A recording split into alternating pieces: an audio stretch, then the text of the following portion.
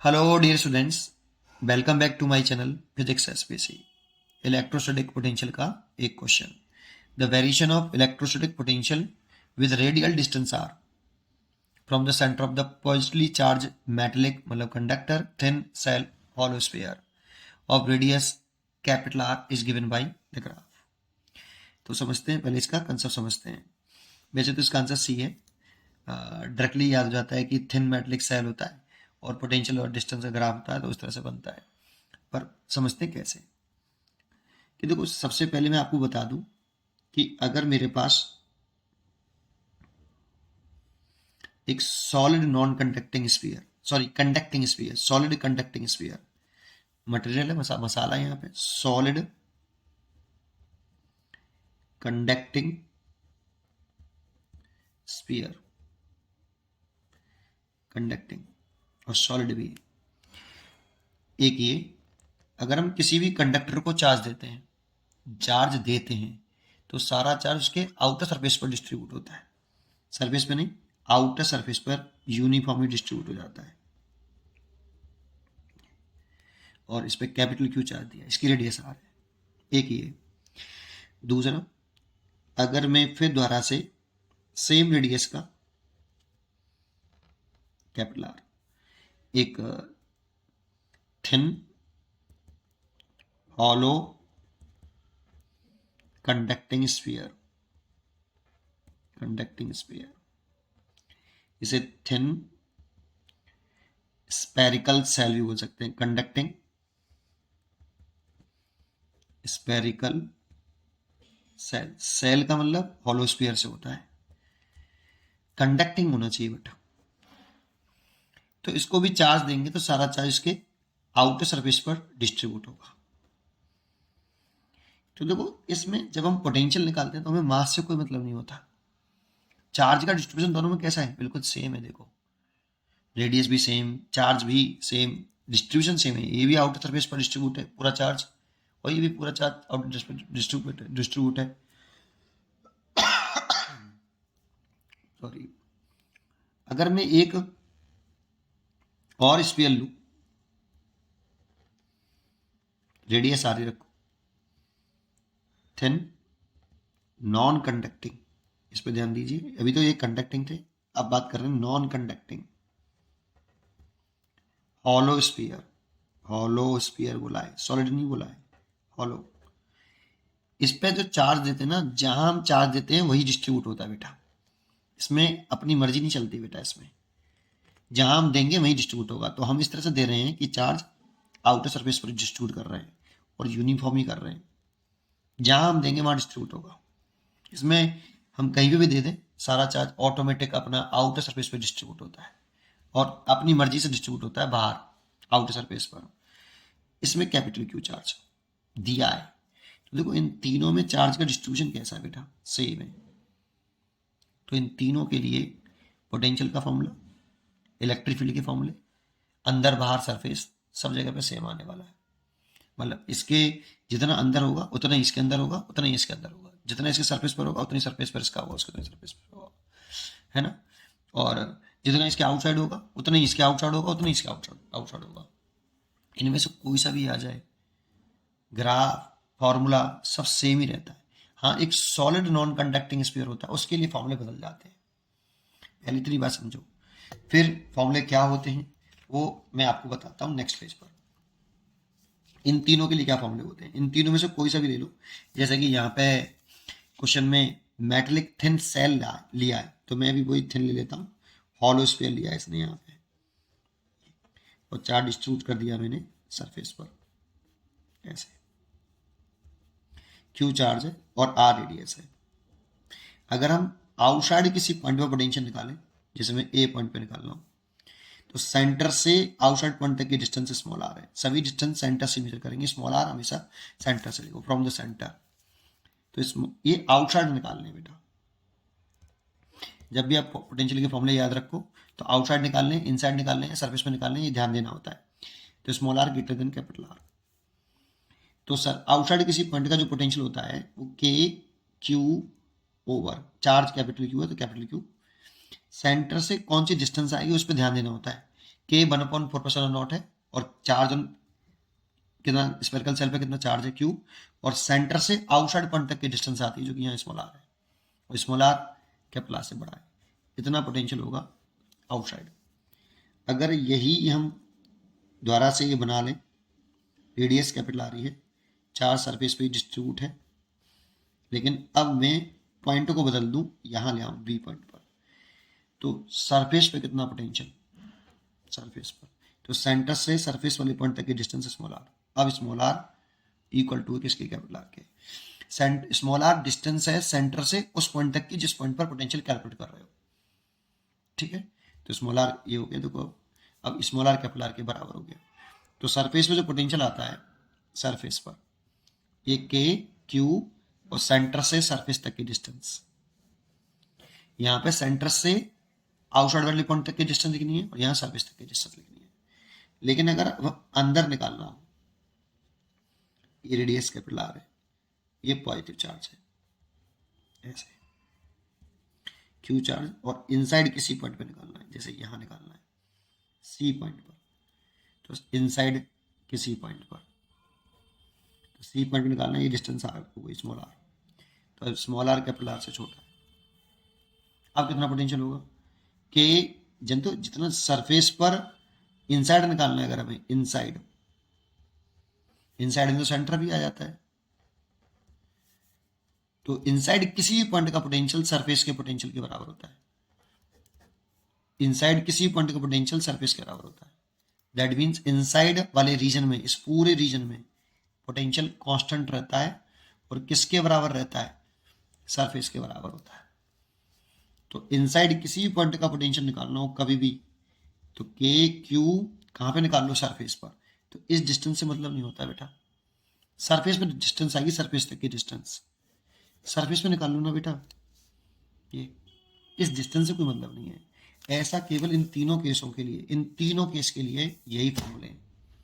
Solid non conducting sphere आ जाता, उसके लिए फॉर्मूला बदल जाते हैं, उसके लिए फिर अलग केस होते हैं, लेकिन इन तीनों के लिए यही केस है, और तीनों के लिए अगर यही केस है तो ग्राफ बनाएं, ये स्मॉल आर है, यहाँ पे स्मॉल आर 0 है, और पोटेंशियल ऐसे बढ़ रहा है।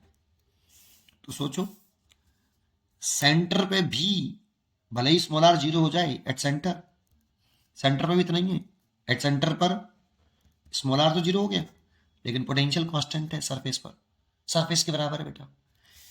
तो यहाँ पे ये स्मॉल आर कैपिटल आर के बराबर हो गया, और इधर इस लाइन से इधर small r less than capital R, और इस लाइन से इधर small r greater than capital R. लेकिन इनसाइड सेंटर से लेके सरफेस तक पोटेंशियल कांस्टेंट है बेटा, सरफेस के बराबर है, के क्यू बाई आर कांस्टेंट है, तो ऐसे बनेगा। कितना पोटेंशियल इस जगह पे, के क्यू कैपिटल आर। फिर जैसे ही हम यहाँ पे पहुंचे, अब बताओ ये सरफेस से बाहर जा रहे हैं, तो स्मॉल आर बढ़ाएंगे, अगर हम आर इंक्रीज करेंगे तो पोटेंशियल घटेगा, क्योंकि इनवर्स रिलेशन है, और इनवर्स रिलेशन है, और जब एट स्मॉल आर जब इन्फिनिटी रख देंगे तब जाके पोटेंशियल 0 होगा, इनफाइनाइट पे जाके 0 होगा। इसीलिए पहले इनवर्स रिलेशन है वी और आर का आउटसाइड द स्फीयर, तो क्या होगा वहां पे, आर बढ़ाने पर वी घटेगा, तो इनवर्स रिलेशन ग्राफ है, तो रेक्टेंगुलर हाइपरबोला ग्राफ आएगा ऐसे। लेकिन इसको इससे मिलाएंगे नहीं बेटा, क्योंकि मिला दिया तो यहाँ पे एक फाइनाइट वैल्यू के लिए वी 0 हो जाएगा, जो कि पॉसिबल नहीं है, आर की फाइनाइट वैल्यू के लिए वी 0 हो जाएगा, जो कि पॉसिबल नहीं है, इसीलिए इसे पैरेलल कर देंगे। अभी जहाँ पे कहाँ पे मिलेगा, इन्फिनिटी पे जाके, इनफाइनाइट पे जाके मिल जाएगा, वहाँ पे वी 0 हो जाएगा, ठीक है।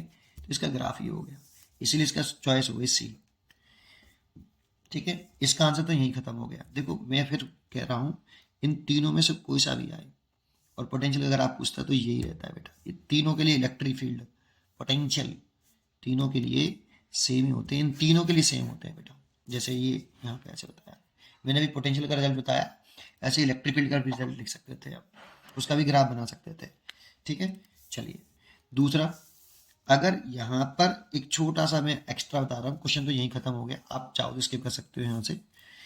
अगर सॉलिड नॉन कंडक्टिंग स्फीयर होता, सॉलिड नॉन कंडक्टिंग स्फीयर, एक ही बार में बता देता हूँ, खत्म, पूरा एक क्वेश्चन समझ लीजिए अच्छी तरीके से।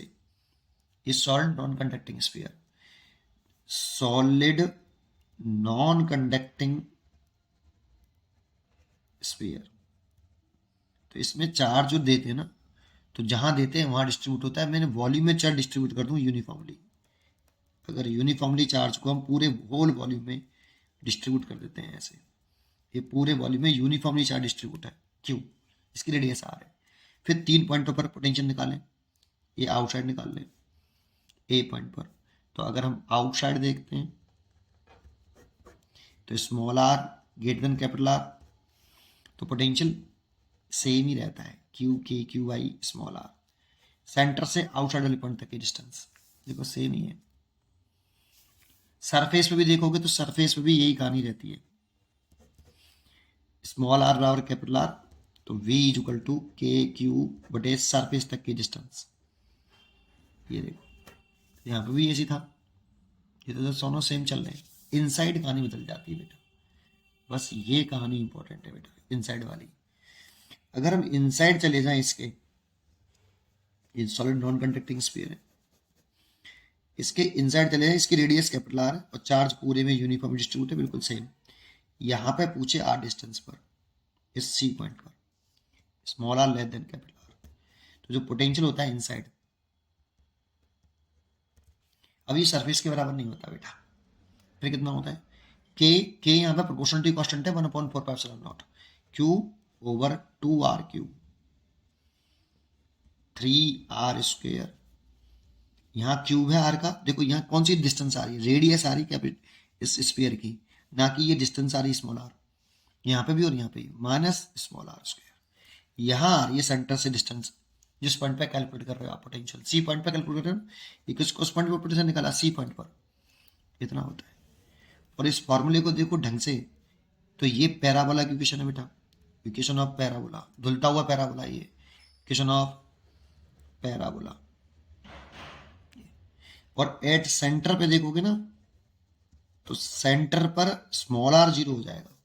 अगर ये पॉइंट चलते चलते यहाँ आ जाए तो स्मॉल आर जीरो हो जाएगा, तो स्मॉल आर जीरो रख देंगे, तो वी सेंटर पे जो आएगा ओके, देखो ये तो जीरो रख दिया और ये इससे कटेगा, तो ये 3k³/2r आएगा, जो कि सरफेस वाले का, ये सरफेस वाला पोटेंशियल है, देखो मेरा सरफेस वाला पोटेंशियल, तो सरफेस वाले पोटेंशियल का 1.5 गुना। सेंटर पर जो पोटेंशियल होता है वो सरफेस के सेंटर का 1.5 गुना होता है, 3/2 1.5। लेकिन सारा ये लॉजिक तब तक है जब रेफरेंस पॉइंट इनफाइनाइट पर जीरो मानते हैं, ये भी और ये भी, ठीक है ना, ये ध्यान रखना। अच्छा, अब इसका ग्राफ अगर मैं बनाऊं कि इसका ग्राफ कैसे बनेगा सर, तो इसका भी ग्राफ बना सकते हैं, इसका भी ग्राफ बना सकते हैं पोटेंशियल का। तो देखो ऐसे बनेगा इसका ग्राफ, ये स्मॉल आर, ये भी सेंटर पर जब स्मॉल आर जीरो है तब इसका पोटेंशियल जीरो नहीं है, देखो जीरो नहीं है, कांस्टेंट नहीं है, सेंटर पर बिल्कुल ही अलग है। सरफेस के पोटेंशियल का, ये सरफेस वाला पोटेंशियल हो गया स्मॉल आर बराबर कैपिटल आर, ये सरफेस पे पोटेंशियल हो गया, मान लो इतना। यहाँ पे कितना सरफेस पे पोटेंशियल कितना है, K∆Q/R, इससे 1.5 गुना ज्यादा है बेटा, देखो सरफेस के पोटेंशियल का 1.5 गुना, 1.5 टाइम्स ज्यादा है, तो ये 1 हो गया, इससे 1 टाइम्स, फिर 0.5 ये हो गया। मतलब यहाँ से शुरू करना है, यहाँ पे 3/2 KQ/R है, तो यहाँ से शुरू करना है। और ग्राफ जो है इनसाइड कैसा ग्राफ है, पैराबोला है बेटा, तो इनसाइड मतलब यहां से सरफेस तक ग्राफ पैराबोला है, तो ये पैराबोला है, ढुलता हुआ पैराबोला, ये पैराबोला का ग्राफ हो गया, यहां तक ये पैराबोला है, ढुलता हुआ पैराबोला। इस इक्वेशन को देख लो। और फिर यहाँ के बाद जब सरफेस से आगे चलेंगे, तो देखो यहाँ पे सरफेस तो एक ही वैल्यू हो गई, इसके बाद आर बढ़ाएंगे, इधर की तरफ बाहर चलेंगे तो पोटेंशियल घटेगा, पोटेंशियल घटेगा। और रिलेशन कैसा है, इनवर्स रिलेशन है, तो रेक्टेंगुलर हाइपरबोला आएगा। और आर अगर इन्फिनिटी रख देंगे फिर वही कहानी, तो वी जीरो हो जाएगा। तो फिर इसके बाद रेक्टेंगुलर हाइपरबोला आएगा, यहाँ के बाद ऐसे ऐसे, और ये पैरेलल कर देंगे बेटा इसके, तो ये रेक्टेंगुलर हाइपरबोला है, रेक्टेंगुलर हाइपरबोला। ये बाहर वाला हो गया, ये सरफेस वाला हो गया, ये अंदर वाला हो गया ग्राफ। तो इसका ग्राफ इस तरह से आता है, ये सॉलिड नॉन कंडक्टिंग स्फीयर का ग्राफ है आपका। और ये वाला इन तीनों के लिए पोटेंशियल का। तीनों में से कोई सा भी आ जाए यही ग्राफ बनेगा पोटेंशियल का, है ना। उम्मीद करता हूँ कि आपको ये जरूर समझ में आया होगा। लंबी वीडियो जरूर हुई मानता हूँ, लेकिन एक ही क्वेश्चन को ऊपर ये कर लो फिर दूसरा कर लो, एक ही क्वेश्चन में एक ही कंसेप्ट सीख लो बेटा, हर बार के लिए खत्म, सारे कंसेप्ट खत्म इसके। लेकिन पोटेंशियल के ऐसे इलेक्ट्रिक फील्ड के भी होते हैं, मैं कई वीडियो हैं जिसमें इलेक्ट्रिक फील्ड और पोटेंशियल दोनों समझाए मैंने। ठीक है, पढ़ते रहिए और खुश रहिए। Thank you.